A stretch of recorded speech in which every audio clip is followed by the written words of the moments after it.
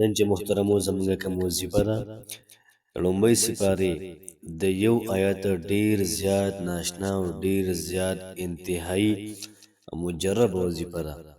دومره طاقتور آیت د محترمو دومره طاقتور چې د هغې انتها نشته. علما کرام فرمایي چې کله عثمان غني رضی الله تعالی عنه د شهید کېدو هم دغه آیت لوستو او په دې آیت باندې وینه دا پرېوتله او آیت دومره زبردست دی فسیکفیکهم الله وهو السمیع العلیم. فسیکفیکهم الله، الله پاک به د دوی مقابله کې ستا لپاره کافي شي. وهو السمیع العلیم، الله پاک اورېدونکی دی، پوه دی. لکه ته دا وظیفه کې که ته دا ذکر کې او دا وایې چې فسیکفیکهم الله، الله پاک به د دوی مقابله کې ستا لپاره کافي شي. څومره ښکلې خبره ده. وهو السمیع العلیم، الله پاک اورېدونکی دی او الله پاک دا پوه دی. نو ستا چې کوم ضروریات دي، ستا چې کوم حاجات دي، هغې باندې الله پاک پوه دی او دغه رنګې الله پاک دغه واورېدل. وهو السمیع العلیم، اورېدونکی دی او پوه دی.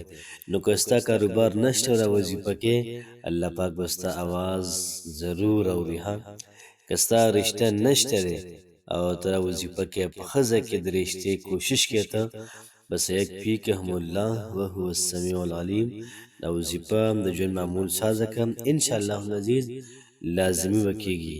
ویزې بندوبست کې ویزه نه میلاویږي، بل څه مشکل دی، نوکري نه میلاویږي، نو همدا وظیفه د ژوند معمول سازه کوي.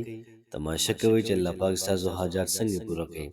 بعضې وخت محترم یو څیزه نه کېږي، موږ ډېرې زیاتې وظیفې وکړو خو سره اثر نه کوي. وظیفه اثر کوي خو دغه څیز زموږ او ستاسو د پیدې لپاره نه وي.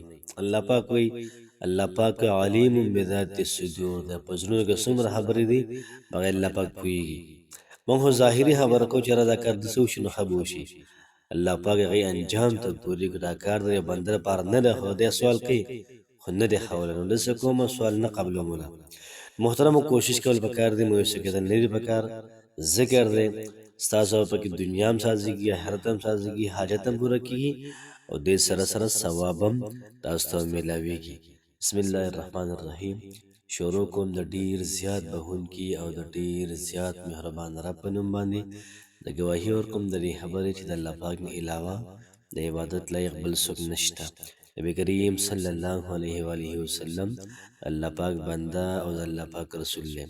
زما د اسلام ډېرو زیاتو خوږو درنو مسلمانانو خویندرونو، نن چې کومه زموږ وظیفه ده انتهایي مجربه، انتهایي په پاورفل او ډېره زیاته کمال وظیفه ده. اول دعا وکئ یا الله پاک څومره خلک دا وظیفه د کوم مقصد دپاره کوي، یا الله پاک دغه مطلب دغه مقصد د خواهش پوره کړه.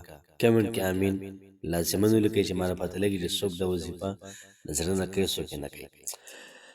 څومره کسان د رشتې لپاره دا وظیفه کوي، یا الله پاک بهترین ځای کې ولا بهترین ښه رشته ولا ورکړي. یا الله څوک د نوکرۍ لپاره دا وظیفه کوي، بهترین ځای کې ولا ښه ځای کې ولا دا نوکري ورکړي. د چا کاروبار نشته دی، یا الله پاک بهترین او اعلی کاروبار ورکوله. یا الله پاک څوک بیمار دي او د بیمارۍ نه د نجات حاصلولو دپاره دا وظیفه کوي، یا الله پاک نجات ورکوله. ستا بندګان دي نجات ورکوله. څوک که امتحان کې وي او دی د امتحان نه وتل غواړي، مشکل کې وي د مشکل نه وتلل غواړي او داسې مشکل وي چې هر طرف ته لارې بندې شي وتی، یا الله پاک تل لارې کوله او حله شي. ته هر څه کولی شي، بندګان دي مخلوقات دي هېڅ هم نشي کولی. یا الله پاک تمام لارې ورته کولاو کړي. امین ثم امین. نن چې محترمو زموږ کومه وظیفه ده د لومبۍ سپارې د یو آیته فسیکفیکهم الله وهو السمیع العلیم، الله پاک به د دوی مقابله کې ستاسو لپاره کافي شي. محترمو انتهایي د زړه نه، انتهایي د زړه په توجه سره، انتهایي دهان سره تاسو دا وظیفه وکړئ. تماشه کوئ چې الله پاک ژوند او حالات څنګه بدلوي. انشاءالله العزیز الله پاک به ستاسو حالت ډېر زیات سره بدل کړي. هر قسم حاجت او مشکل هغې دپاره کولی شي. کوشش وکړئ چې یو هفته دا وظیفه د تاسو جاري وساتئ. نن هم شروع کړله د ګلو ورځ ده، بل ګله پورې چا کو 9 پورې شروع واچوله، بل 9 پورې، که چېرې شروع پورې شروع واچوله بلې شروع پورې. بس لنډه خبره ده چې یو هفته وظیفه وکړئ هم په دې طریقه باندې روزانه یو سل یو ولس پیری انشاءالله العزیز هر قسم مسله دا به الله پاک ختموي. الله پاک هم خوشحاله آباد ساته. السلام علیکم ورحمة الله وبرکاته.